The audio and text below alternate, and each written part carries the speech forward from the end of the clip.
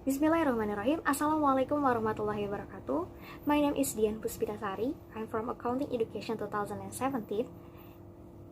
I would like to present my proposal research with the title is The Effect of Solvability, Liquidity, and Asset Turnover on Profit Growth in Consumption Goods Industry Companies listed on Indonesia Stock Exchange for the period 2017 until 2019. My thesis supervisor are Mrs. Santi Susanti SPD Maka and Mr. Ahmad Fauzi SPD Maka. I have three topics: first, introduction; second, literature review; and third, methodology. First, introduction.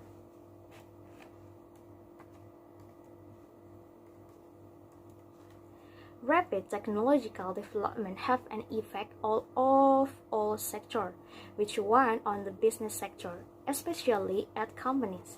The company should be keeping up with the situation in order to maintain the company. One of the purpose of the company stands to make a profit. The success or not the company depends how manager can managing of finances to make profit during one period. Not just making a profit, the company have to increase and show the positive number on profit growth. However, we must know that the company also will be happen decrease in profit. This phenomena happened in several consumer good industry companies.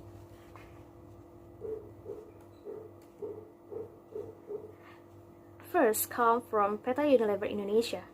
PT Unilever Indonesia took a decrease the profit amount 18.68%. In 2019, PT Unilever post a profit only 7.4 trillion compared previous year 9.1 trillion. Although the company's profit has decreased, sales has increased by 40.8%, which is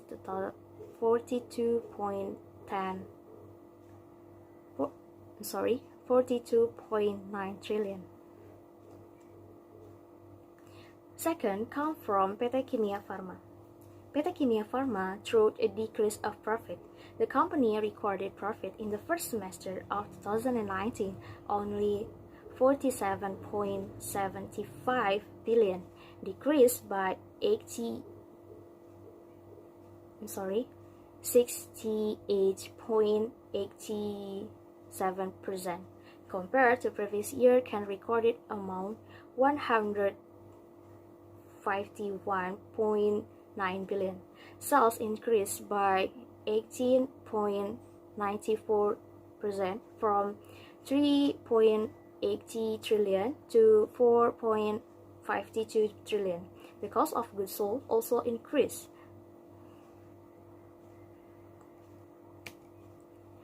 Third come from PT Kedaung Setia Industrial, recorded a net profit in 2019 of 64.9 billion or decreased by 16.5% compared to the same period in previous year 78.78 billion. Revenue decreased from 2.32 trillion to 2.23 trillion or a decrease by 3.99%. The other of financial conditions such as of cost of goods sold, equity, liabilities, and asset also decreased. So, based on the several costs above, there was a decrease in profit because the company financial condition is not proportional. So, to prevent this problem, we have to analyze of the company financial condition using solvency ratio, liquidity, and asset turnover, or etc.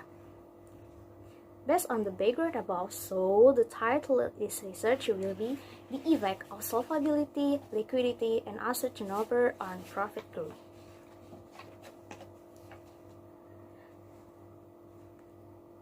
In this research, have four problem formulation. First, does solvability have an effect on profit growth? Second, does liquidity have an effect on profit growth?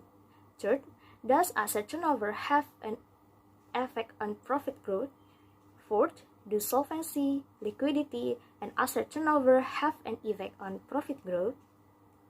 So, the research purposes are to find out the effect of solvability on profit growth, to find out the effect of liquidity on profit growth, to find out the effect of asset turnover on profit growth, and to find out the effect of solvency, liquidity, and asset turnover on profit growth. Novelty of the research are the research object is used the consumer good industrial sector companies list on the Indonesia Stock Exchange period 2017 until 2019. Topics 2. Literature review. Conceptual description. I have 3 variable X and 1 variable Y.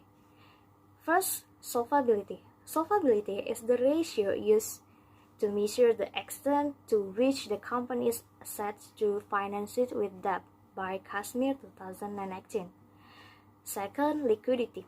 Liquidity is a ratio that describes a company's ability to meet its short-term obligations that are due soon by Harry 2014. And third, asset turnover.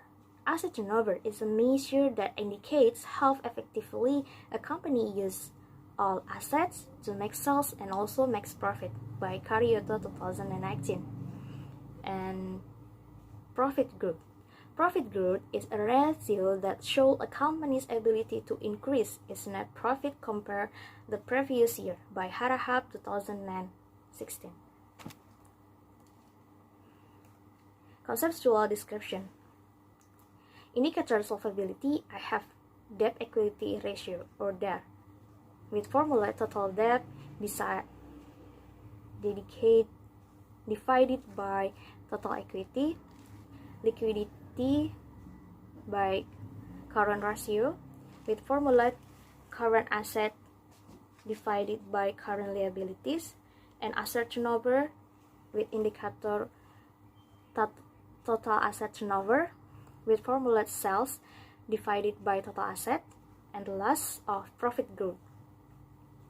Net income period means net income period T minus 1 divided by net income period T minus 1.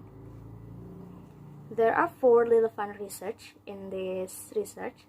First, from Dianita Masito and Sidney 2020 with the title Effect of Financial Ratios on Profit Growth in Food and Beverage Companies on the IDX. Second, come from Rosalie, Muda, and Erwin 2020 with the title Factor Affecting Profit Growth with Firm Size as a Moderating Variable, Study in Food and Beverage Companies List on the Indonesia Stock Exchange. Third, come from Jana and Zulkiram AR 2019 with research analysis of the effect of financial ratios on company profit growth. And the last come from Qurania and Isyunuwardana 2018 with the research the effect of financial ratio on profit growth in Sharia Ventura Capital companies. There are 4 hypothesis research. First, there is an effect of solvability on profit growth. Second, there is an effect of liquidity on profit growth. Third, there is an effect of asset turnover on profit growth. Fourth, there are an effect of solvency, liquidity, and asset turnover on profit growth. Part 3, Methodology. Data collection techniques. My data is secondary data. Secondary data are data published or used by the organization.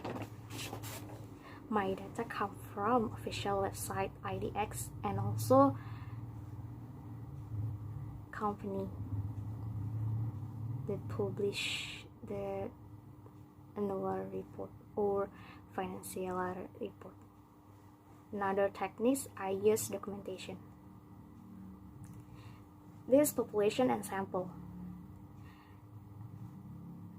I get 63 companies at consumer good industry companies list on the Indonesia Stock Exchange during the observation period from 2017 to 2019, and I make criteria in this population to get population affordable, and I get 55 companies, and I use random sampling to get sample, and also using the solving formula, and I get 48 companies to my sample research. And the last is data analysis. I use descriptive